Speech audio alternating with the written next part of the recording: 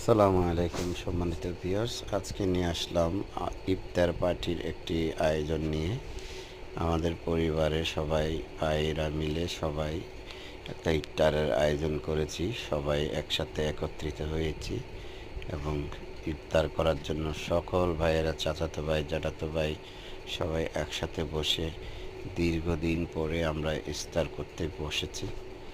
অনেকেই কাজের ব্যস্ততার কারণে হয়তোবা আমরা একত্রিত হতে পারি না।